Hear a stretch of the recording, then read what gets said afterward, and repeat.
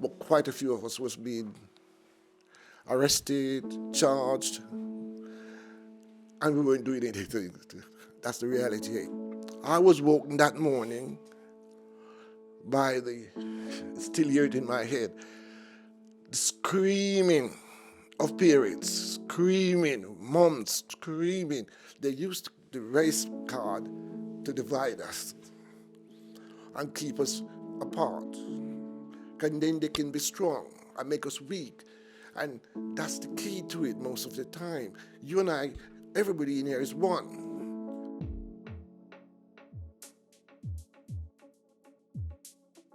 Hi, this is the Community Heroes podcast. I'm Rasheen, I'm Alexia. and we're interviewing Sydney today. Sydney, it's nice to meet you. So can you tell us a little bit about yourself and what you do? I used to work on the street with young people who were not accessing the service the conventional way by going into the youth club. They would hang out at on their estate, at the door. For various different reasons, they weren't going into the youth club. We touched on it and says like, it didn't appeal to them in the way it should be. So I went and worked with them on the street side. And what would you say is your favourite part of your job? I think it's just really organizing them to do something with themselves than anything else, because the whole idea of working with them like that is to encourage them to do something which is positive. I'm not saying they were doing anything necessarily negative, but the point is, if you can get them to do something constructive, because they were on the verge of being labeled as antisocial, and all different negatives were now being thrown at them because they weren't going into the youth club. But the provision in the youth club maybe wasn't up to what they wanted. They had different ideas as to their needs. So I went out and spoke to them and try and see what we can do to encourage them to do something positive in the community and with themselves. To encourage them to do something positive in the community and with themselves. So why did you decide to do it? Was there someone who influenced you to do it, or?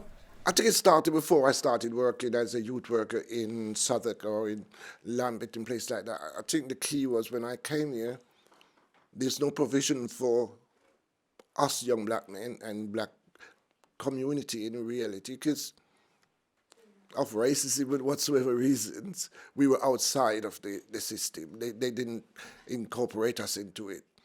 But the only problem we had now is if we were trying to do something with ourselves, the chances that we would get into trouble with the police because we were congregating on the street side or in the parks, and they saw that as a threat to them or to the society, whatsoever they thought. All we were doing is hanging out. But quite a few of us was being arrested, charged, and we weren't doing anything. That's the reality. We were just. So I took it on myself, and I approached this man by the name of Ozzy Smith, and I said, and he was really doing a lot of work in the black community at that time. So I went and said, can we come to your youth club? And he said, yes.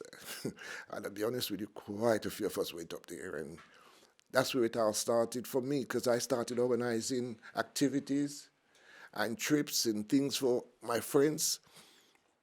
And to be honest with you, I never stopped, even though I was doing other jobs. Well, obviously the area that you grew up in, it seemed as if there was quite a lot of different types of people. We're talking about, in reality, Southwark, and specifically like Peckham and the surrounding areas. All the communities then got on quite well. Not a problem. The only problem we had was with the police trying to arrest us and beat us up.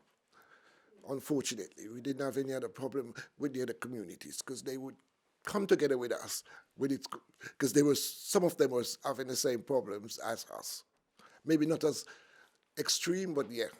Is there like a person that's made you want to give back to the community? Because the other people that we've interviewed have said, a lot of them have mentioned you as their community hero. So is there a specific person that's made you want to give back to the community? Take it to me, I didn't have a hero at that time, but as I said, Ozzy Smith was one of the person who influenced me. But my background in Jamaica made it made me personally wanting to give something back to my community from before I came. Because where I grew up was not the nicest place. And given that I survived it somehow, I felt if I was to get the opportunity, I would go back and give back a lot to my community because I could see what they needed and what we could have been, like youth clubs, organizing activities, somebody coming in and inspiring us and talking to us. None of that was there, and I said, we must have something like this. And because I'm not in Jamaica, then I do it here because I saw the same community here. And that's where it started for me. And that's where the hero, my community hero is my community. How do you think your youth work has helped our community? Ooh, it's hard to say. You have to tell me. I think the real, the real satisfaction I get is when I walk down the street and a young person or a parent or somebody come up to me and says, "Thank you for whatsoever we did at that time." And I said, "Oh, appreciate it." Most time, I'll be honest with you, I don't even remember the person. They will say, "Do you remember me, Sid?" And I'm saying, "Not really." And you say, "Yeah, I was so and so," and I say, "Oh, yes, yes, yes." And I remember then because people growing up and the faces change, the features change, everything. But that's the satisfaction when they come back to me and says, "Yeah, you made a big difference in my life to that extent." That's where you get the satisfaction, and that's where you get you feel good that you've done something for your community. So, as you said, people may come and recognise you a bit. Do you think you're well known in the community? As long as I'm known for doing some form of good in the community, I will live with that. Yeah, because my thing is we should all contribute back to our community in any small way, even if it's just for fundraising, just something. Because if we don't give back to our community, who's going to do that? And it's nothing to do with color, race, or anything. It's just us in a community. Because if you was to do the race, which is splitting us in society, let's get this clear. They used the race card to divide us and keep us apart. And then they can be strong and make us weak. And that's the key to it most of the time. You and I, everybody in here is one. But when you listen to the politicians and the people that there's a big problem because they divide us and they use that and people fall for it. We have to be very aware that half of what we've been told is misleading. All the youth clubs in my community is literally gone. Where? They've closed down all the youth clubs, so they're not spending money on young people anymore as such. All that money has been siphoned to where? We don't know, because it's not being spent on us. Okay, so Sid, you've talked about helping children a lot in the community. What some phases or challenges that some young children have experienced that you've worked with? I think one of the major problems that we come across within this community, which is not addressed, is the mental health issue. Lots of the young people are facing mental health problems. That could be due to the environment, that could be due to peer pressure, that could be due to homelessness, and they end up in despair. And the next thing you know, they're sick. No one cares. Where do they go? Until they are, how would I put it, very sick, before anyone does anything. By the time, most time now, it's too late. But there's lots of others like homelessness. Let's get that straight. Homelessness is one of the major problems for young people now, because in the past they had social housing and they had places that they could be short stay on until they sort themselves out. There's nothing. So by that, they end up in a situation that is totally unsuitable, which makes them vulnerable for exploitation, and that's what usually happens. And before you can do anything, that's it. They literally too far gone to do much about it. And we're ruining our young people because of that. And the people that you work with obviously have things that they want to fix about themselves. But what advice do you have for us to make sure that we don't end up in those situations? My advice would be try and speak to your parents or someone who you think can advise you and help you.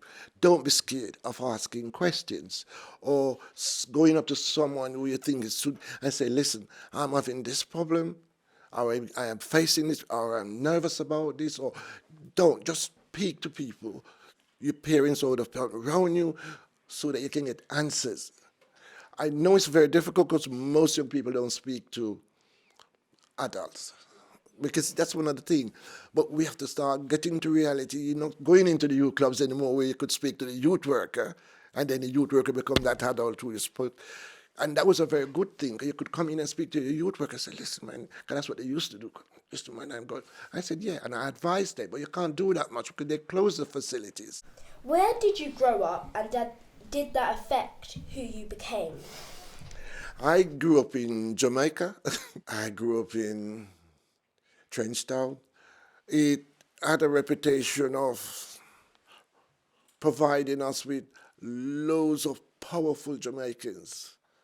Lots of the singers, lots of the poets. Because remember, we're growing in a very tough community. So there was a story to be told by everyone. And if you're strong enough to tell that story, you're going to take notice, because it's a story that's going to touch your heart, and it's going to pull your heart, and it's going to speak to you. And that's why the Bob Marley type of thing will always going to appeal to the world, because it's sufferation, as we call it at that time. It's real sufferation. And so we want to liberate ourselves. That's why they talk about a lot of liberation, because we want to liberate ourselves from the oppressors. That's, So that community spawned politics for black people. It made people stand up and think about, what's going on? Because of the problems that my community face. So I'm proud from there, because without that, I don't know what would have happened, because that community made me who I am. Is there anything that you think happened when you were in Jamaica when you were younger and you were growing up? Is there anything that you think kind of had a turning point in your life where you thought, I really want to do this, so I'm going to do this to help me? Definitely. There was one incident which brought it home to me. And one night, one of them, don't even remember who did, said we're going over to another community to rob a sweetie shop. I said, yeah. And but by the way, we're not gangsters. We just want to look at youngsters. We never do anything like that before, not even thinking. So I said to my friend, listen, Michael, let's go to our bed, man. And we just went to bed. I was woken that morning by still hear it in my head, the screaming of parents, screaming, moms screaming. I ran outside and looked, and they all thought we were dead. I said, no, I'm fine. I said, what's happened? All the boys who went on that trip, I think with the exception of one, died in a car crash, tried to get away. I was on the floor, because it could have been me if I was stupid. It's just my friend and I that survived it. We didn't go, because there's no way I was going to go anyway, but I just give you an example. And that finished it for me. There's no way I was going to do anything which is going to be, how would I put my life at danger in the first instance, or anyone else. And I was going to try and stop anybody doing that as much as I can. I think that's a really quite a deep emotional story that you've just told us, and I can understand why that maybe would have been like the turning point that made you think, I'm not doing this anymore. I must try and educate them not to do any of these things. It's stupid. My friends were not bad person, really. I don't know how they got that idea, but they were just going in there thinking that they could rob the shop and go sell some sweets on the street side, presumably, to make some money. And bottom line is they end up all dying. It never left me.